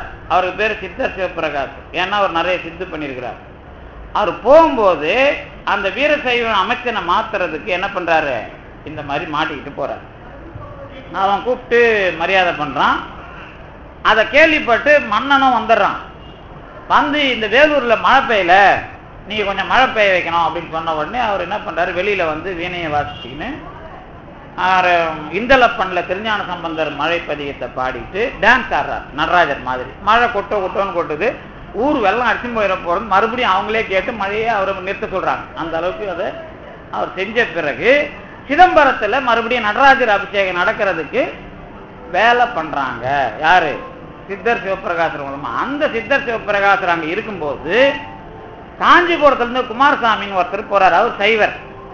அவர் குளிக்க போயிட்டு சாப்பிட போகும்போது அந்த அந்த பூஜை பண்ற பொட்டியை மரத்துல மாட்டி போனார், மறந்து திருவண்ணாமலைக்கு வந்துட்டார். திருவண்ணாமலைக்கு வந்தவர் புலம்புன உடனே கனவுல கடவுள் சொல்லியிருக்கிறான், நீ அங்க ஒருத்தர் இருக்கிறான், நீ லிங்கம் வேற அங்கம் வேற நினைச்சிட்ட, அது தப்பு, அதனால நீ போய் அதை இங்க சிவபிரகாசர்கிட்ட போன்னு அவருக்கு ஒரு வாக்கு சிவபிரகாசர்கிட்ட போய் கேட்கிறாரு. அவர் வீட்டுல அவர் மடத்துல பணிலாம் திருவண்ணாமலையில 7 கிராமத்தை ஒதுக்கி கொடுக்குறான். அந்த வேலூர் மண்ணை யாருக்கு? அக்னி தீர்த்தம் பக்கம் 7 கிராமத்து வருவாய தானமா கொடுக்குறான் அந்த சித்தர் சிவபிரகாசருக்கு. அந்த வேலூர் மண்ணை திருவண்ணாமலையில அவர் அங்க இருக்கிறாரு. இந்த குமாரசாமி போய் அவர்கிட்ட உட்கார்றாரு. உட்கார்ந்த உடனே அவரு பிடிச்சி போய் அவர் வீடு அந்த தொண்டு எல்லாம் பண்ணிட்டு இருக்கிறார். அப்ப கலந்து, ஐயா சாமி எனக்கு ஒரு பிரச்சனை இருக்குது, எனக்கு குழந்தை இல்லை அப்படின்னு சொல்றாரு. உடனே அவர் சாமி என்ன சொல்றாரு, சித்தர் சிவபிரகாசர், குழந்தை இல்லையா, பரவாயில்ல, நான் உனக்கு 3 ஆம்பளை ஒரு பொண்ணு பிறகுற மாதிரி செய்யறேன், அதுல ஒரு பையனை நீ பையனை என் பேரை வச்சு எனக்கு ஒதுக்கிடணும், மற்ற பேருக்கு நீ எதனா பண்ணிக்கோ அப்படிங்கிறார். அப்ப அதே மாதிரி அவருக்கு 4 புள்ள பிறகுது. அதுல பையனுக்கு சிவபிரகாசன் பேர் வைக்கிறாங்க. அந்த சிவபிரகாசன் தான் இந்த துறைமங்கலம்னு திருச்சிக்கு போற வழியில இருக்கிற அந்த துறைமங்கலம் சிவபிரகாசர். அவர் தான் மயில மடத்து புலவர். அவர் தான் வீரசைவ மரபுல அங்க போய் நிற்கிறார். இப்போ அந்த ஒரு பொண்ணு பிறந்தது பாரு, ஞானாம்பிக்கைன்னு பேர். அதுக்கு திருப்போரூர்ல இருந்து சாந்தலிங்கர்னு அவர் குமாரதேவர் மடம் விருதாசலத்துல இருந்து அவர் வர்றார். அந்த சாந்தலிங்கரும் சிவபிரகாசர் சித்தர் சிவபிரகாசருக்கு மாணவர் ஆயிடுறார். அந்த பொண்ணு இவருக்கு கட்டி வைக்கிறது தான் அதுக்கப்புறம் நடக்குது. அதுதான் கோயம்புத்தூர் பேரூர் மடம். இப்ப எதுக்கு சொல்றேன், இந்த வீரசைவ மரபுன்னு லிங்கத்தை மட்டும் மாத்திக்கிட்டு போன திருவாவடுதுறை ஆதீனத்து முதல் குரு நமச்சிவாயருக்கு அடுத்து இருந்த இந்த குரு சித்தர் சிவபிரகாசர் திருவண்ணாமலையிலிருந்து இவ்வளவு வேலை பண்ணி இன்னொரு ஊருக்கு போறார். அங்க போகும்போது ஒரு டெட் பாடி ஒண்ணு தூக்கிட்டு வராங்க, செத்து போன உடம்ப. அதை இறக்க சொல்லிட்டு, நான் எழுப்புறேன், ஆனா உங்களுக்கு பிள்ளையா இருக்காது, அது எனக்கு வந்தும்னாங்கிறார். அப்புறம் அந்த பையனை எழுப்பி இவர் கூட வச்சுக்கிறார். இப்ப 2 பேர் ஆச்சு, புரிஞ்சுதா? இப்ப என்ன பண்றாருன்னா, அவர் வேலை பார்த்து அங்கங்க புகழ் அடைஞ்சு மொத்தம் 128 இடத்துல மடம் அமைச்சிடுறார். அதுல 64 சைவத்துக்கு 64 வீர சைவத்துக்கு பிரிச்சு கொடுக்குறார். அதுதான் திருவாவடுதுறை ஆதீனத்துக்கு இருக்கிற மடம். 64 மடம் திருவாவடுதுறை ஆதீனத்துக்கு யார் சேர்த்து கொடுத்ததுன்னா, அந்த சித்தர் சிவபிரகாசர் திருவண்ணாமலையில வீரசைவரை ஐதீகம் பண்ணவர். அதுக்கு முன்னாடி திருவண்ணாமலையில ஐதீகம் பண்ணது யார் சொன்ன? நம்ம குகை நமச்சிவாயர், குரு நமச்சிவாயர், அவங்க வீரசைவர்கள் தான். கொஞ்சம் பச்சா இந்த வீரசைவத்துல சிவலிங்கத்தை வணங்க மாட்டாங்க. எதை வணங்குவாங்க? முருகனை தான் அவங்க வச்சிருப்பாங்க. நீங்க போனீங்கன்னா மயில மடம்லாம் போனீங்கன்னு வச்சுங்க, மயிலாம் திருப்போரூர் சிதம்பரசாமியும் வீரசைவர் தான். சிதம்பரசாமிக்கு நம்ம முருகப்பெருமானோட கலந்தார்ல, அததான் பாம்பன் சாமி தகராலய அனுபவத்தை திருப்போரூர் சிதம்பரசாமிக்கு கொடுத்த முருகன் எதுல சொல்றாரு? தேர்ந்தேனே என் கண்ணில சொல்றார். போன தடவை நான் படிச்சு காட்டியிருப்பேன். என்னது? தேர்ந்தேனே என் கண்ணில பாம்பன் சாமி பாடுறதுல, குந்தி நெறியாம் இதனை போரூர் சிதம்பர பேர் எந்தையை ஆண்ட முருகு அப்படின்னு அழகா சொல்றார். என்னது? புந்தி நெறியாம் இதனை போரூர் சிதம்பர பேர் எந்தையை ஆண்ட முருகு ஈயும் என்றும் தேர்ந்தேனே. அதுக்கப்புறம் தான் அருணகிரிநாதரை சொல்லுவார் தேர்ந்தேனே என் கண்ணில, அந்த ஆனந்த வாழ்க்கையை அருணகிரி நாதனுடைய ஈனம் அறுத்து ஆண்ட புகன் ஈயும் என்றும் தேர்ந்தேன். இதுல என்ன விஷயம் அப்படின்னு கேட்டீங்கன்னா, இந்த முருகன் அப்படிங்கிற விஷயம் ஏன் வீரசைவ மரபுக்கு வருது? பாம்பன் சாமியும் முருகன்கிற விஷயம் எடுக்கிறாரு. திருவண்ணாமலையில இருந்தவங்களும் சமய பேதம் இல்லாம வேலை செய்யறாங்க. இவ்வளவு வரலாறு நீங்க நினைச்சு பார்த்தீங்கன்னா, அதே மாதிரி திருவண்ணாமலையில இருந்துதான் சிதம்பரம் போய் வேலை செய்யறாங்க. இப்ப என்ன புரிஞ்சுது இதுலதான்? இவ்வளவு நாள் தகராலய ரகசியம் படிச்சு இருந்தது, ஞாபகத்துல இருந்ததுன்னா நான் சொல்றது ஏன் சொன்னேன்னு தெரியும். சிதம்பரத்தை வச்சுதான் தகராலயங்கிற பொது அனுபவத்தை பாம்பன் சாமி பேசுறார். அந்த அனுபவத்தை ரகசியம் சொன்னா அதுக்கு பேரு முருகன் குகன் இடுகிற நடனம் சொல்றார். அந்த இடத்தினுடைய பேர் முருகன் சொன்னா அதை அனுபவிச்ச ஆளு அருணகிரிநாதன் சொல்றார். அப்ப அருணகிரிநாதர் அப்படின்னா அருணகிரி அப்படின்னா என்ன அர்த்தம்? திருவண்ணாமலைன்னு அர்த்தம். இப்ப இப்படி வச்சுங்க, பாம்பன் சாமிகளுடைய அந்த பேர் என்ன? பகை கடிதல் படிப்பீங்கல்ல, அதுல கடைசி பாட்டுல அருணையன் அரண் எனவே அகம் நினை எனதெதிரே, அதுக்கு என்ன அர்த்தம்? அருணகிரிநாதர்லாம் சொல்லக்கூடாதாங்க. அருணகிரிநாதர் அந்த பகை கடிதல்ல அவர் அதுல இந்த பேர்ல வரல, மயிலுங்கிற பேர்ல வர்றவர் தான் அருணகிரிநாதர். அருணையன் அரண் அப்படின்னா அருணை என்ற தலத்தின் மூலமாக நீங்க அரண் அப்படிங்கிற சிவபெருமான் அப்படிங்கிறது இல்ல, அருணையனாக உங்களுக்கு தெரிஞ்சவன் தான் இப்ப அரணா தெரிகிறான் அர்த்தம். அருணை ஐயன் யாருக்கு? சிவனுக்கும் அவன் தான் ஐயன். அதுல என்ன நேரம் உங்களுக்கு அது ஏன் புரியல அப்படின்னு கேட்டீங்கன்னா, நீங்க இந்த திருவண்ணாமலையை பத்தி பாம்பன் சாமி பாடுற பதிகம் ஒண்ணு பாத்தீங்கன்னா தெரியும். திருவண்ணாமலையை பத்தி பாம்பன் சாமி நிறைய பாடியிருக்கிறார். அதுல ஒரு முக்கியமான பதிகம் மொழி கரை நனாமல் அருள் தந்து அருளும் அருணாசலம். மொழி கரை நனாமல் அருள் தந்து அருளும் அருணாசலம் அப்படின்னா என்ன அர்த்தம்? மொழி கரை நனாமல்னா சொல்ற வார்த்தை கொஞ்சம் கூட பிழையாவாது, குறைபடாது, தப்பு வராது அப்படின்னு அர்த்தம். அப்படிப்பட்ட அனுபவத்துக்கு உரியது அருள் தந்து அருளும் அப்படின்னா என்ன? அருள் தந்து அருளும் அருணாசலம். ரெண்டு அருள் ஏன் வருது? அப்புறம் திருவருள்னா என்ன? இறைவனுடைய திருவடியை சேரதான் திருவருள். அப்புறம் திருவடினா என்னன்னு என்ன கேட்டீங்கன்னா அப்புறம் அந்த காமெடி எல்லாம் பண்ணக்கூடாது.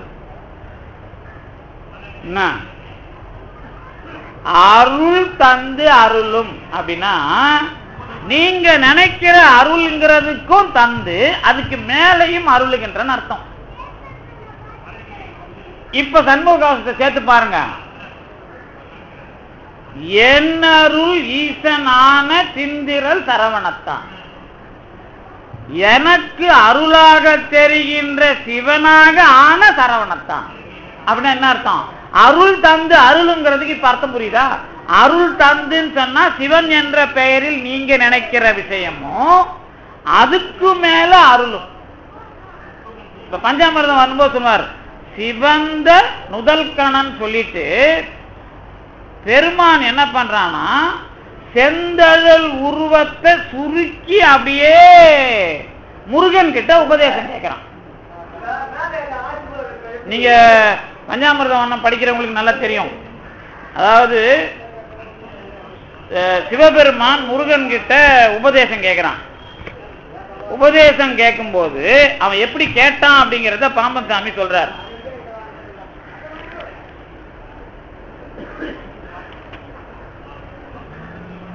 அலைந்து சந்ததம் அறிந்திடாது எழுந்த செந்தழல் உடம்பினார் அடங்கி அங்கமும் இறைஞ்சியே புகழ்ந்த அன்று மெய்மொழிந்தவன். அலைந்து சந்ததம் அறிந்திடாது, அதாவது தெரிஞ்சிக்காமன்றத கொஞ்சம் விவரமா சொல்றார். எழுந்த செந்தழல் உடம்பினார், திருமாலும் பிரம்மனும் அலைஞ்சி தேடுறாங்க, தெரிஞ்சிக்கல. அப்படி எழுந்த செந்தழல் உடம்பினார் அடங்கி அங்கமும் இறைஞ்சி, அந்த செந்தழல் உடம்பு தான் அடங்கி என்ன பண்ணுது, நிக்குது.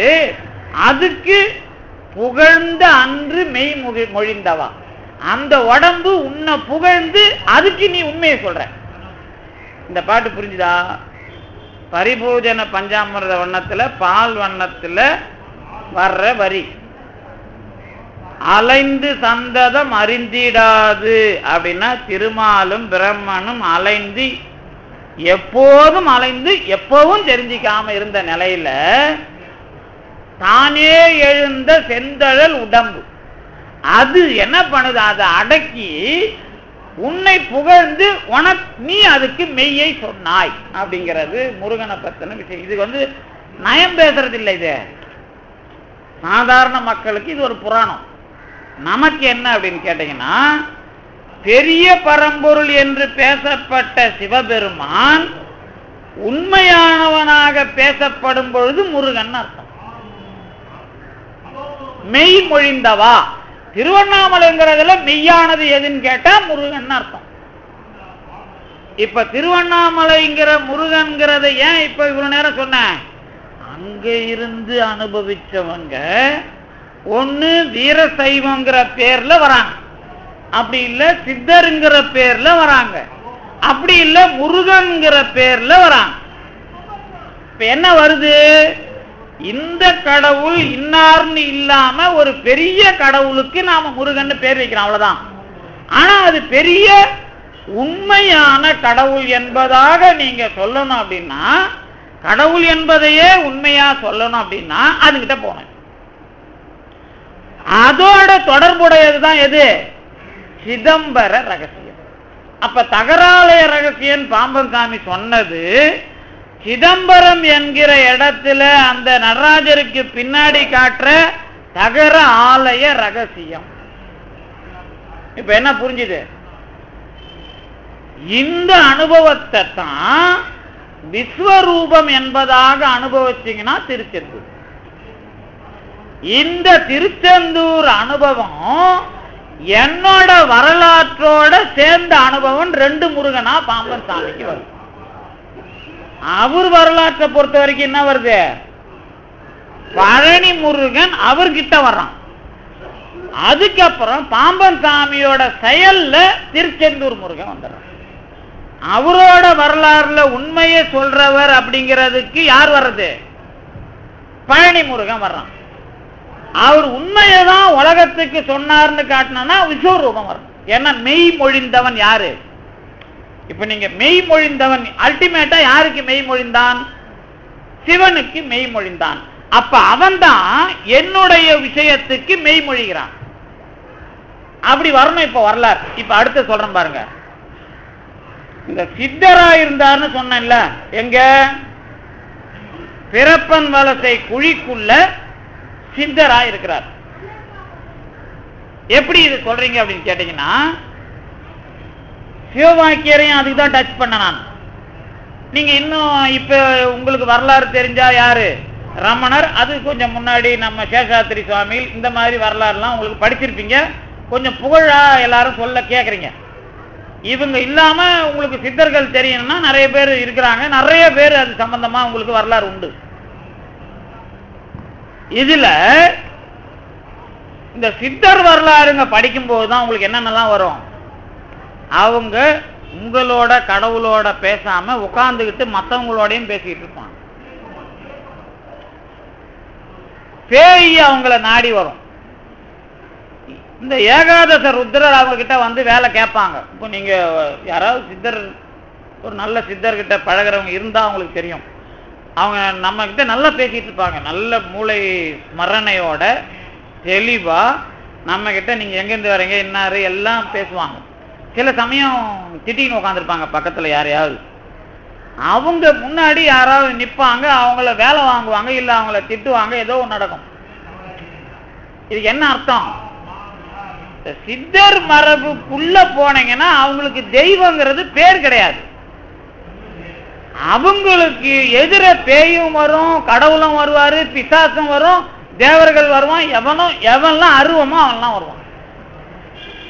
நீங்க நல்லா நினைச்சுக்கணும். அந்த சைவ சித்தாந்தத்துல பாடாவதி அருவங்கிறத சொல்லி கொடுக்கறவங்க எல்லாம் என்ன பண்ணுவாங்கன்னா, உருவம் இல்லாததுன்னுவாங்க. அது கிடையாது, பார்க்க முடியாதது அருவம்.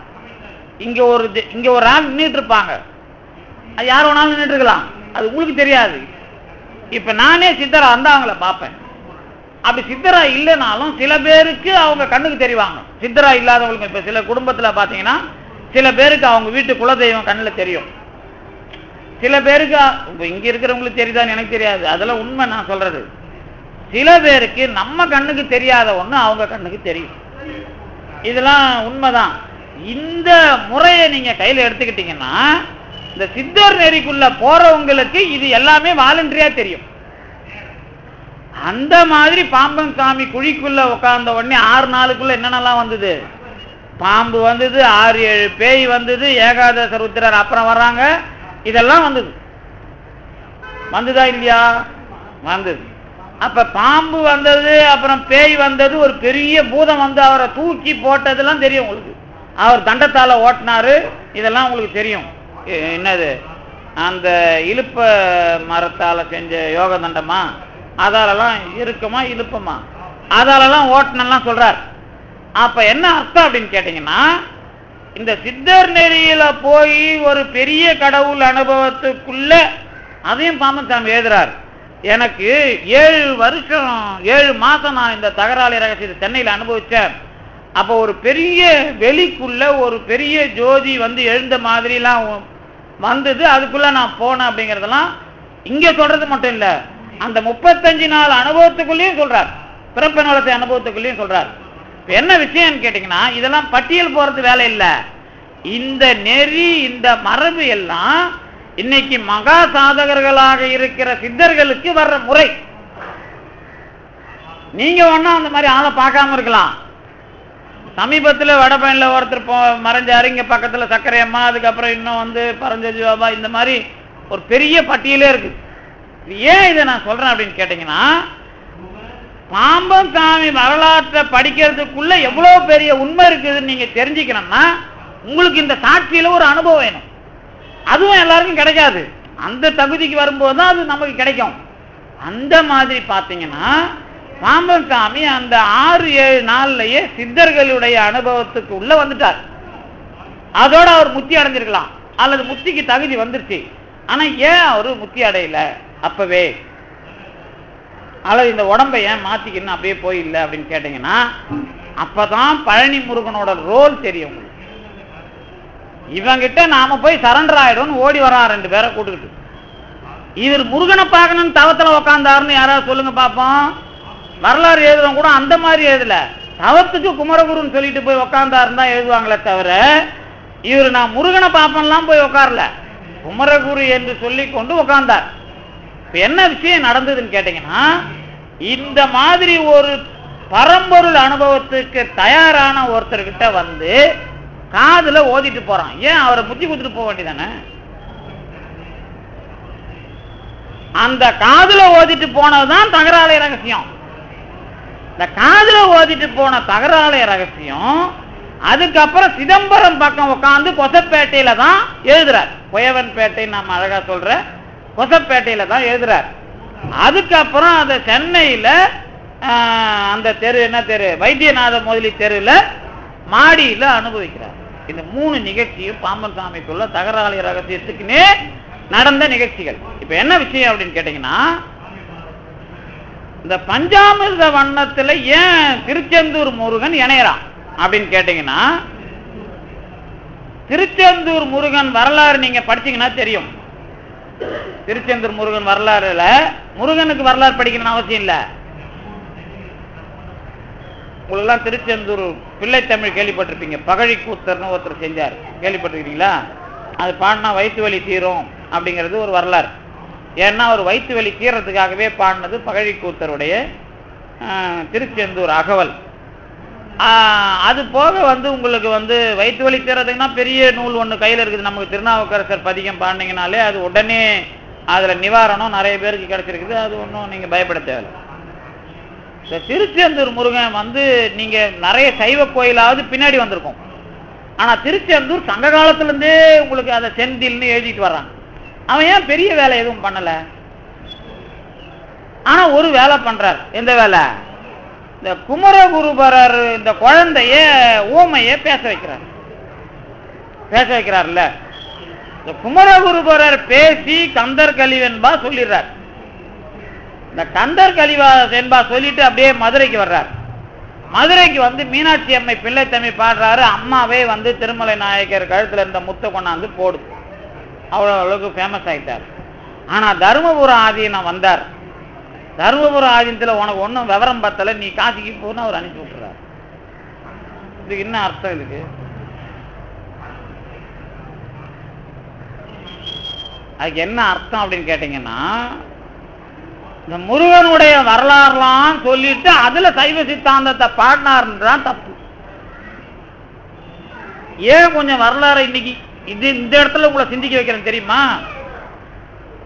பாம்பன் சாமிங்கிறவருக்கான ஒரு குவாலிட்டி என்ன, அப்புறம் குவான்டிட்டி, நீங்க ரெண்டு சொல்லுவீங்கல்ல, அந்த தரமும் அவரோட அந்த அமைப்பும், இது ரெண்டுத்துக்கும் எவ்வளவு பேக்ரவுண்ட் இருக்குது அப்படிங்கறதுதான் இந்த விஷயம். இந்த கந்தர் கலிவெண்பா பாடினதுனாலயே அவரை இந்த ஊர்ல விட்டா தப்புன்னு தூக்கிடுறாங்க. அதான் உண்மை. ஏன்னா மடத்துல சிவன் தான் இருக்கிறான், யாரு இல்ல, முருகன் இல்ல. அந்த பக்கம் திருவாவடுதுறை ஆதீனத்துல முருகன் இல்ல.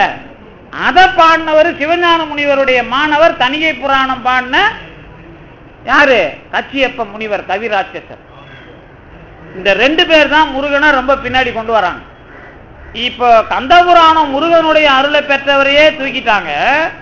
அவர் போய் காசியில சிங்கத்து மேலாம் போய் அவுரங்கசீப்பு கிட்ட இல்ல, ஷாஜகானோட பையன் தானே அவுரங்கசீப் இல்ல, அப்போ அவன் பேரு தாரா சுக்கான் பேரு, அவன் தான் அலகாபாத்ல இருந்தான். அவன்கிட்ட தான் அதை பண்ணி வாங்குறார்.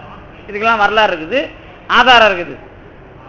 அப்பவும் அவுரங்கசீப் எங்க பார்த்தாலும் கொள்ளடிச்சான், நம்ம இவரத கொள்ளடிக்கல. அதை ஞாபகம் வச்சுங்க. அவ்வளவு பெரிய ஒரு ஆற்றல் அவருக்கு சமகாலத்துல அந்த வீச்சு இருந்துச்சு. அந்த குமரகுருபரருக்கு பிறகு அந்த குமரகுருபரர் இடத்துல காவியாடை கொடுக்கறாங்க பாம்பன் சாமிக்குன்னா என்ன அர்த்தம்? குமரகுருபரரால தமிழ்நாட்டில் முடியாததை செஞ்சு காட்ட வேண்டிய வேலை பாம்பன் சாமிக்கு இருக்குதுன்னு அர்த்தம். வள்ளலார் தனியா ஒதுங்கிட்டார். தாய்மானவரும் அனுபவத்தில் அவருக்கு முன்னாடி ஒதுங்கிட்டார்.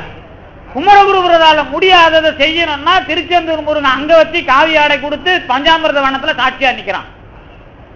எவ்வளவு பெரிய ஒரு பிரச்சனை இருக்குது, எவ்வளவு பெரிய ஆளா நீங்க பாம்பன் சாமி. இந்த பிச்சைக்காரனுங்க இப்ப நீங்க வினாவிடை ரொம்ப அத்தியாச்சிரம பக்கத்துல கமா போடலாமான்னு போய் சதானத்துக்கிட்ட கேட்டு வாங்கலாம். அவ்வளவு பெரிய முட்டாளுங்க மத்தியில உட்காந்துன்னு பாம்பன் சாமியோட வெயிட் தெரியுமா? நமக்கு தெரியாது இல்ல. சதானந்த வினாவிடை நடத்திட்டு இருக்காரு. ரொம்ப அத்தியாச்சிரம பக்கத்துல கமா போட்டுக்கிட்ட போடலாமா? அவர் சொல்றாரு, சைவ சித்தாந்த பெருமன்ற செயலாளர் வந்துட்டு இருக்காரு, திருவாசகத்துல எங்க கமா புள்ளி இருக்குதுன்னா அவருக்கு தெரியும். இவர் சொல்றாரு, திருவாசகத்துல எந்த மடையும் கமா போட்டு எழுதுனா? சிவபெருமானா எழுதுனா? இந்த புரியாத பசங்களுக்கு எழுதுனானுங்க. அதானே சார் உண்மை. புரிஞ்சவனா கமா திருவாசகத்துக்கு போடுவான். தமிழ்ல கமா மரபு கிடையாது. ஏன் சொல்லுங்க பாப்போம்? எச்சமா சொல்ல மாத்துவாங்க. செல்ல அங்க போட்டா நீங்க நிறுத்தணும், அதான் கம்மா கிடையாது. அதுக்கு தாண்டி அத்தியாச்சிரம பக்கத்துல கம்மா போட, அதுக்கு வேற அர்த்தம். ஏன்னா சுத்தாத்வைதத்தோட சேர்ந்த அத்தியாச்சிரமம் தான் பாம்பன் சாமி.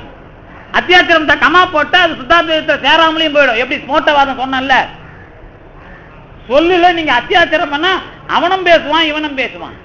இப்ப நீங்க உபனிஷத் 12 நான் பதிப்பிச்சேன், துவாதச உபனிஷத்.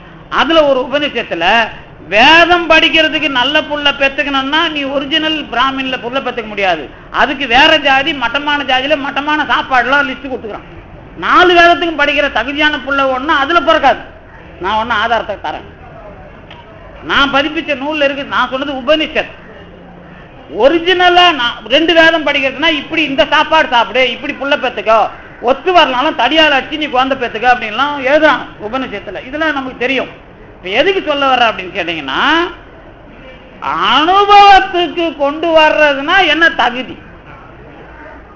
இந்த அனுபவத்துக்கு கொண்டு வர்ற தகுதியில நீங்க ஏதோ சின்னதா வரலாறு படிக்கிறீங்கல்ல, இதுக்கு கடவுள் எவ்வளவு அதுக்காக காத்திருக்கிறான் பாருங்க. இந்த காத்திருந்ததுனாலதான் இந்த ரகசியத்துக்குள்ள பாம்பன் சாமிக்கு பழனி முருகன் அவன் முதல்ல அவர்கிட்ட நிக்கிறான். அதுக்கப்புறம் அவனே காசியில காவி ஆடை கொடுக்குறான். அதான் உங்களுக்கு ஏற்கனவே படிச்சேன்ல, காவி ஆடைங்கிறது தயவுக்கு எதிரானவற்றை எதிர்ப்பதுதான் அதோட வேலை. தயவுக்கு எதிரானவைகளோடு போராடுறது தான் காவி ஆடையோட வேலைங்கிறத நான் படிச்சிருப்பேன் ஏற்கனவே. நம்ம வள்ளல் பெருமான யாரு, வெள்ளையாடை கட்டின வள்ளலார் தான் அந்த வார்த்தையை சொல்றார். வெள்ளையாடை கட்டின ராமலிங்க சுவாமி தான் காவியாடை என்பது தயவுக்கு எதிரானவற்றை வெற்றி கொள்ளுவதுதான் அந்த அடையாளம் தான். எது? காவியாடை படிக்கிட்டாத திருவருட்பா உரைநடையில பூரணடிகள் போட்டது பக்கம் 322 போய் படிங்க. காவி வேஷ்டி தரிப்பது தயவுக்கு விரோதமானவைகளை ஜெயிப்பதற்கு அடையாளம். இந்த கருணைக்கு எதிர்ப்பா வேலை செய்யறான் பாரு, அவனுக்கு சண்டை போறதுக்கு தான் கட்டணும் காவி ஆடை. வெள்ளை ஆடை கட்டினா அந்த சண்டையும் போட முடியாதான். வள்ளலார் சண்டை போடாம போனதுக்கு காரணம். இப்ப நீங்க சண்டை போறதுக்கு ஒரு ஆள் சொல்லிட்டார், வள்ளலார் சொல்லிட்ட பிறகு அவருடைய ரெப்ரசன்டேஷனும் பாம்பன் சாமிக்கு இருக்குதுன்னு அர்த்தம். அதனாலதான் பாம்பன் சாமி வரலாறு லிங்கிச்செட்டி தெருவிலையும் கந்தகோட்டத்திலையும் முடியுது, சும்மா இல்ல. ஏன்னா இது நீங்க ஏதோ இந்த வரலாறு நீங்க தெருவில் போற மாதிரி ரோட்ல வர்ற மாதிரி இந்த பொறுக்கிட்டு உள்ள வர்ற மாதிரி கிடையாது.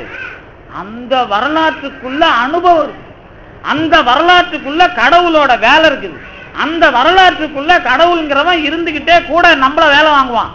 இப்ப நீங்க இப்படி வச்சீங்களேன், ஏன் கோயில் தான், ஏன் நீங்க கடவுள், நீங்க ஏன் கஷ்டப்பட்டு கோயில் கட்டணும்? ஏன் பெரிய அருளாளருங்க தான் நின்ன இப்படி கையை கட்டினா கோயில் வரக்கூடாதா? ஏன் அந்த மாதிரி ஒரு கோயிலும் வரலையா? அந்த மாதிரி காசு மண்ணன் குதிரை வாங்க கொடுத்த காசு கொடுத்து கோயில் கட்டி அடி வாங்குறாரு, அப்புறம் இறைவன் வந்து அடி வாங்குறான். இது என்ன புறம்போக்கு வேலை? இது நியாயமா தெரியுதா உங்களுக்கு? ஏன் இப்படி கையை காட்டி கோயில் அங்க கட்டி போக வேண்டியதானே? ஏன் கட்டணம் மனுஷன்? இவன் உழைப்பு, இவன் இருந்து இவன் அதை உருவாக்கி கூட கடவுள் இருந்து பார்த்துக்கிட்டு இருப்பான். அதான் அவன் வேலை. அப்ப அவன் பார்த்துக்கிட்டே இருக்கிறான்னா அதுக்கு தகுதியான ஒரு ஆளை வேணும் இல்ல? அந்த மாதிரி பாம்பன் சாமி வரலாறு இப்ப நினைச்சு பாருங்க. இப்ப ரெண்டு விஷயம் புரிஞ்சிச்சுல்ல. பழனி முருகன் ஏன் வந்தான்? பாம்பன் சாமி கிட்ட வீணா சண்டை போட்டான். வந்து அவன் வந்து இதுக்கு இன்னொரு உதாரணம் சொல்லிடுறேன். அருணகிரிநாதர் தான் இந்த நுட்பத்தை உலகத்துக்கு சொன்னவர்.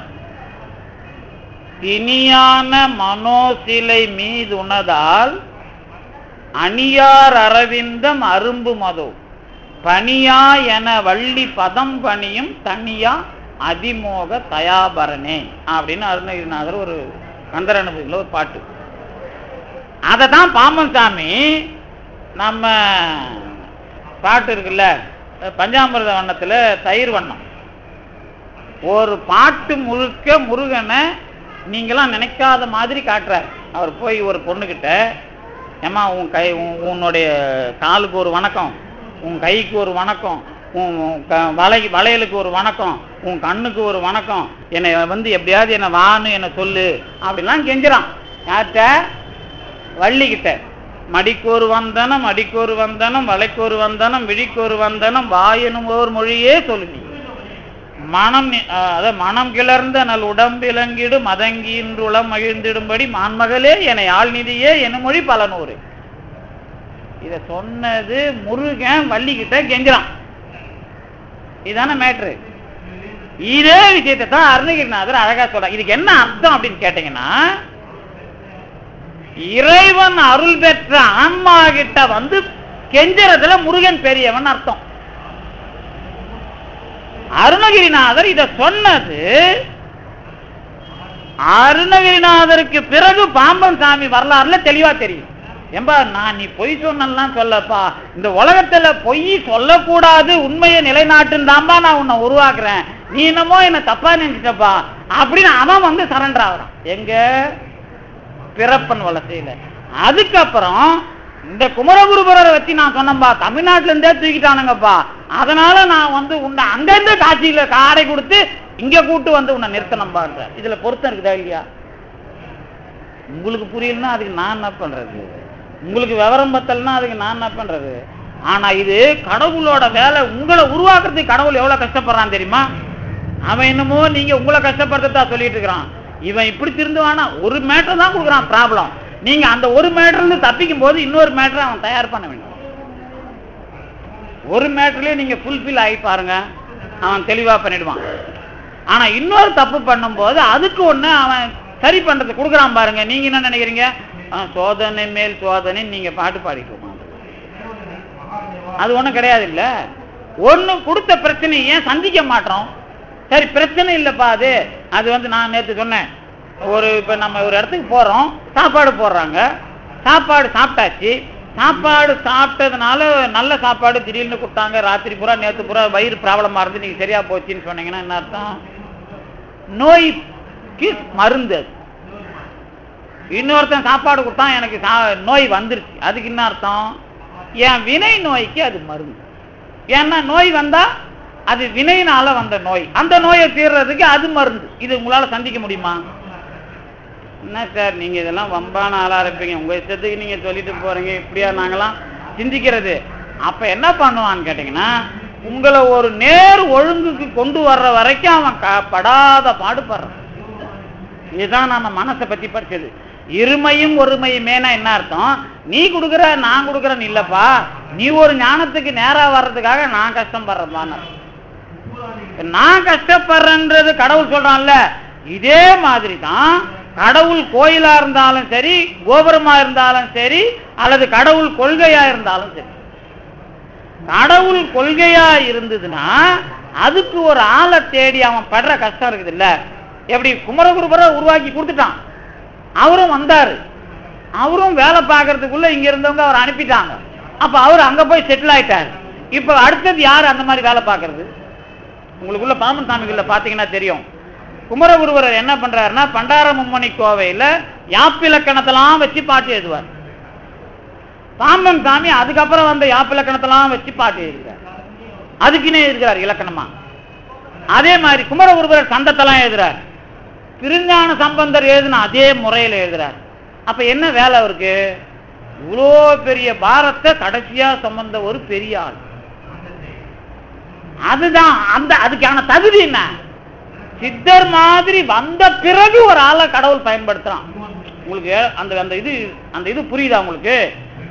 சித்தர் மாதிரி தெளிவான ஒரு ஆன்மாவை, 45 வயசுக்கு பிறகு தவம் இருந்த ஒரு ஆன்மாவை, ஏறக்குறையா தானே 40-47 தானே சொல்றோம், அந்த ஆன்மாவை அவங்கிட்ட சேர்த்துக்காம, இப்படி ஒரு ஆன்மா நமக்கு தேவை இந்த காலத்துல, இப்படி அதை வச்சு வேலை வாங்கணும் தான் அவர்கிட்ட இந்த பாரத்தை அவன் சுமத்துறான்.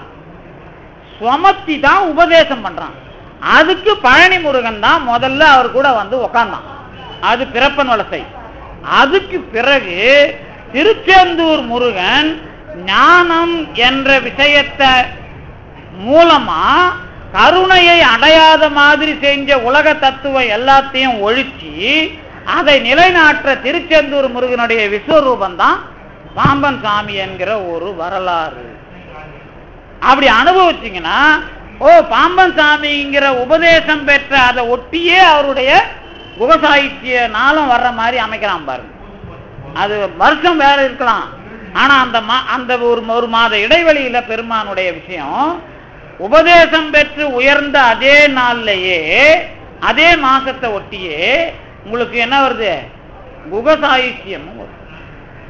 இப்பதானே உபதேசம் போச்சு, உடனே குகசாகித்யம் வருதா இல்லையா? என்ன அர்த்தம் அதுக்கு?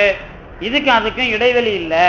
அவர் எந்த வேலையா நான் உருவானாரு, எந்த வேலையை செஞ்சாரு அப்படிங்கிறதுக்குள்ள ஒரு தொடர்பை இறைவன் நமக்கு அறிமுகப்படுத்து.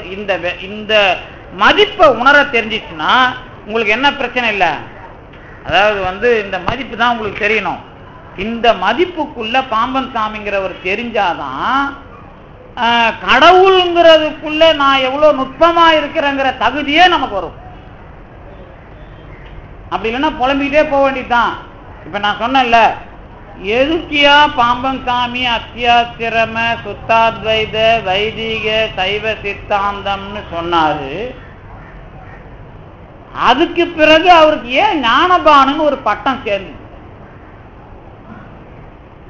இந்த பானுனா உங்களுக்கு தெரியும், பானுனா சூரியன், மதினா சந்திரன். இது வினா விடை இல்ல, இது ஜால்ரா கோஷ்டி இல்ல, சும்மா இந்த என்னது கழுவுனியா, காலையில பல்லு தொலைக்கணியா, ஆய்ப்போனியா, கழுவுனியா இல்ல. அது அந்த மாதிரிலாம் கேள்வி கேட்டு உட்காந்து, அது அமெரிக்காவில் தோட்டாங்கிறாங்க பாட்டாங்கிறாங்கலாம் இல்லைங்க. தெளிவா அனுபவிக்கிறதுன்னு வந்துட்டீங்கன்னா, ஞானபானு அப்படின்னா ஞான சூரியன். ஏன் இப்ப சிவஞான போதம் ஆரம்பிக்கும் போது உலகம் உவப்ப வளநேர்பு திரிதரு பலர்புகழ் ஞாயிறு கடல் கண்டாங்கு அப்படின்னு திருமுருகாற்றுப்படையிலையும் ஞாயிறு வரும், சிவஞான போதத்தினுடைய இதுலயும் ஞாயிறு சிறப்பு பாயத்திலையும் வரும். ஏன் இப்படிலாம் கொடுக்குறாங்கன்னு கேட்டீங்கன்னா, கடவுளை சிவசூரியன் அப்படிங்கிற மாதிரி சொல்றது மரபு. பாம்பன் சாமிக்கு பௌர்ணமியில தான் உபதேசம் பெற்று வெளியே வந்ததா நம்ம சித்திரை மாதத்து பௌர்ணமியை கொண்டாடுறோம். அது சந்திரன். சந்திரனோட கேரக்டர் என்னன்னா சூரியனுடைய ஞானத்தை பிரதிபலிப்பது அல்லது ஒளியை பிரதிபலிப்பது. பழனி முருகன் வரைக்கும் அவனுடைய உபதேசத்தை பிரதிபலிக்கிற சந்திரனாக இருந்த பாம்பன் சுவாமிகள் அவர் திருச்செந்தூர் முருகனுடைய வேலையை தெளிவாக உலகத்தில் நிலைநாட்டின பிறகு அவரே சூரியனாக பிரதிபலிக்கிறார். அப்பதான் அத்தியாத்திரம சைவ சித்தாந்த அத்தியாத்திரம சுத்தாத்துவித வைதீக சைவ சித்தாந்த ஞானபானுன்னு ஒரு பேர். இங்க நடுவுல கமா போறது நொண்டியாகிறது காலம் உடச்சிக்கிறதுன்னு அர்த்தம். இப்போ ஒருத்தன் இருக்கிறான். இப்போ நம்ம கல்லணை கட்டும் போது ஒருத்தன் வரல, கல்லணை கட்டுறதுக்கு ஒரு அரசன் வரல. அப்ப அவன் வரலன்ன உடனே அவன் படத்தை எழுதுனாரான் கரிகாலன். எழுதின உடனே அவன் காலில் ஒரு கோடு போட்டான்னா அங்க அவன் கால் உடஞ்சி போச்சான். அந்த மாதிரி இவன் காலை உடச்சிக்கிறதுக்கு பதிலாக பாம்பன் சாமி கிட்ட கம்மா போட்டால் அது இன்னும் மட்ட வேலை தானே. அது எதுக்கு சொல்ல வரேன்னு கேட்டால் நீங்க செய்யும் போது அதுக்கு அர்த்தம் தெரிஞ்சுக்கணும் அப்படிங்கிறது தான். ஆனாலும் முட்டாள்கள் வேணும் அவருக்கு. ஏன்னு கேட்டீங்கன்னா முட்டாளை வச்சு தான் பிரச்சனையை வச்சுக்கிட்டு இருக்கணும் அப்படிங்கிறது அது ஒரு அர்த்தம் இருக்குது, நமக்கு தெரியும். ஏன்னா நம்ம மூக்கு இருக்கிற வரைக்கும் சளி இருக்கும் அப்படின்னு. சளி இல்லைன்னா கேன்சர் வந்துடும். அப்புறம் இப்படி ஒரு மெடிக்கலா இருக்குது. உங்களுக்கு ரொம்ப நாளைக்கு சளி வராதுன்னு வச்சுங்க, உங்களுக்கு கேன்சர் வருதுன்னு அர்த்தம். ஆமா, அது சிம்டம்ஸ் இல்லை, அது ஒரு சிம்டம்ஸ். அந்த மாதிரி நீங்க அனுபவிக்கிறதுன்னு சொன்னா ஒரு தெளிவுக்கு என்ன வேணும்? கடவுள் கோயில் கையை காட்டி கட்ட மாட்டாரு, கடவுளுக்கு கல்லெடுத்து வைக்கிறவன் வேணும். அதே மாதிரி பாம்பன் சாமிங்கிறவர் அருணகிரிநாதருக்கு பிறகு குமரகுருபரரை இந்த மக்கள் இங்கிருந்து காசிக்கு அனுப்பின பிறகு அந்த வேலையோட எச்சத்தை செய்யறது மூலமா திருச்செந்தூர் முருகன் நான் வாழ்ந்தம்பான் அவன் நிக்கிறான். அதுக்கு முன்னாடி பாம்பன் சாமி மெய் சொல்றவரு புகழ்ந்த யாருக்கு? புகழ்ந்த அன்று மெய் மொழிந்தவா. அதனாலதான் பாம்பன் சாமி சொல்றாரு தன்னை மெய் அடியவன் ஆக்க என்று. அப்படின்னா என்ன அர்த்தம்? என்னை மெய் அடியவன் சொல்றாரு. அதுல என்ன சொல்றாரு? தெளிவா சொல்லணும் சீக்கிரம். தன்னை தானே சொல்றாரு, ரைட். அப்படின்னா என்ன அர்த்தம்? நீ மெய்மொழிந்த நானும் மெய்மொழிகிற, ரெண்டு பேரும் தன்னுன்னு அர்த்தம். தன்னைனா யாரு? என்னைன்னு நாம சொல்றவன் தன்னைன்னு எப்ப சொல்லுவான்? அவனுக்குள்ள இருக்கிற கடவுள் வேலை செஞ்சாதான் தன்னை. தன்னுங்கிறது ஆன்மா என்னைக்கும் சொல்லக்கூடாது. தம்மை உணர்ந்து தம்மை உடைய தன் உணர்வார் அப்படிங்கறதான் மெய்கண்டார் சிவஞான போதத்துல அவையடக்கத்துல கடவுள் பத்தின மெத்தடாலஜி. அப்படின்னா என்ன அர்த்தம்? நாம என்னைக்கும் கூட்டு பொருள் தான். தனியா நிக்கிற தன்ங்கிறது கடவுள் மட்டும்தான். அதனாலதான் தானுமாலைன்னு கடவுளுக்கு பேரு. அவன் மட்டும் தனியா மேல வருவான். அந்த தன்னை உணர்தல்ங்கிறது நம்ம கிட்ட கிடையாது, தம்மை உணர்தல் தான். தன்னை உணர்தல்னா என்னன்னு கேட்டீங்கன்னா, தம் என்பதாக நாம இருந்து நமக்குள்ள இருக்கிற கடவுளை தனியா தெரிஞ்சுக்கிட்டா தன்னை உணர்தல்னு பேர். இதுல அது மெய்மொழிந்த பொருள் எது? ஓங்கி எழுந்த செந்தழல் உடம்பேக்கே அன்றைக்கு மெய்மொழிந்தவன் முருகன் சொன்னா தன் என்ற கடவுள் மெய் என்ற அனுபவத்துக்கு உரியது. தன்னை மெய்யடியவன் ஆக்க என்று சொன்னால் முருகனும் பாம்பன் சாமியும் உண்மை என்பதாக வருகிற காலத்துலதான் அத்தியாத்திரம சுத்தாத்வைத வைதீக சைவ சித்தாந்த ஞானபானு அப்படிங்கிறதனுடைய உண்மை அனுபவம் என்பதை சொல்லி, இதை நீங்க குரு பூஜை சொற்பொழிவாக ஏற்றுக்கொள்ள வேண்டும் என்பதை சொல்லி, நாளைக்கு திருவான்மியூர் மருந்தீஸ்வரர்ல திருவான்மியூர் பதியம் பாம்பன் சாமி மருந்தீஸ்வரர் வச்சு பாடியிருக்கிறார். அதை நாளைக்கு மருந்தீஸ்வரர் திருக்கோயிலில் 7 மணிக்கு நாங்க சிந்திக்க இருக்கிறோம் என்பதை சொல்லி இந்த அளவிற்கு தந்த திருவருளுக்கும் குருவர்களுக்கும் நன்றி. நன்றி.